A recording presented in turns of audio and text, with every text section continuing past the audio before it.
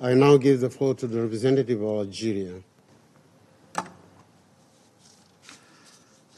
Thank you, Mr. President. I would like to begin my statement by paying tribute to all humanitarian aid workers, especially those who have sacrificed their life in service of humanity.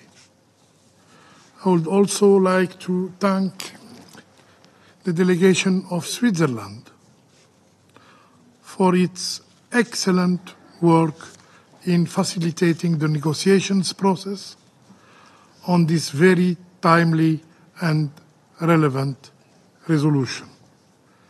May I equally thank the delegation of China and Brazil for being at the inception of this crucial initiative, which proved indeed its relevance in the current aggression of the Israeli occupying forces in Gaza.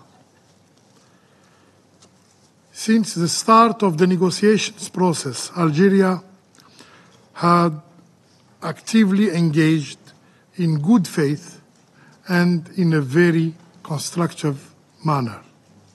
And we thank the delegation of Switzerland for their openness and collaborative approach and for accommodating some of our proposals. This final draft was balanced and reflects a number of our priorities, and we were glad to sponsor it. This outcome is a clear message for the Council to the humanitarian community.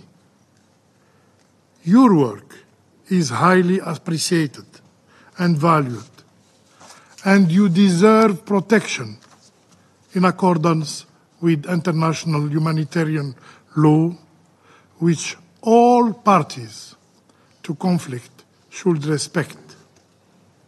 If not, operative paragraph 2 in the just adopted resolution is clear. I quote, "It calls upon all state and parties to armed conflict to respect and to ensure respect for applicable international humanitarian laws in all circumstances.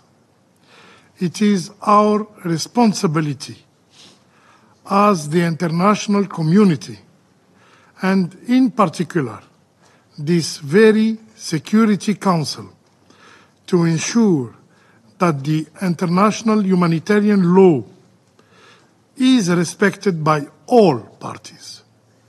Accountability and zero impunity are key words. We look forward to the Secretary General recommendation on measures to ensure accountability and enhance the protection of humanitarian personnel and United Nations and associated personnel, including national and locally recruited workers and their premises and their assets. Mr. President, the adoption of this resolution is an occasion to remember the suffering of civilian and humanitarian personnel, in particular, those who are locally recruited in conflict zones.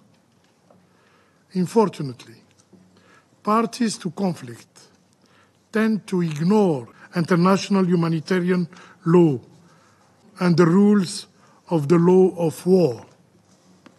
All the crimes, all the violations mentioned in this resolution we have just adopted, yes, all of them are committed by the Israeli occupying forces. I will highlight a few. First, and indiscriminate use of explosive devices. Nearly 36,000 Palestinians have been killed in Gaza so far. 20% of them are women, 8% elderly persons, and 32% are children. If this is not indiscriminate bombardment, if it is not indiscriminate killing, I'm wondering what is this called? Second, unlawful denial of humanitarian access and depriving civilians of objects indispensable to their survival. Between the 10th and the 16th of this month, only 5 aid trucks, I repeat, only 5 aid trucks were allowed access to Gaza, compared to the 500 before October the 7th. With 1.1 million people facing catastrophic levels of food insecurity and starvation. Third, killing of personnel dealing with humanitarian activities. At least 262 aid workers have so far been killed in Gaza, making this aggression the deadliest conflict for humanitarian personnel in modern history. Fourth, disinformation and incitement to violence against humanitarian personnel, which reached its peak with the campaign against UNRWA. We have seen the result: burning of the UNRWA headquarters in Al-Quds and cruel targeting of its personnel and all humanitarian trying to help the hopeless Palestinians. This violation must be investigated by an independent and international inquiry committee to establish fact and to end impunity and to prosecute those who are responsible for these heinous crimes. Before concluding, I would like to reaffirm that the ICG orders are legally binding and that the occupying Israeli power should abide by the order issued today. The order issued today.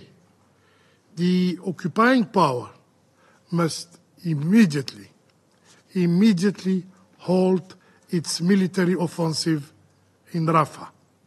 I thank you. I thank the representative of Algeria for their statement.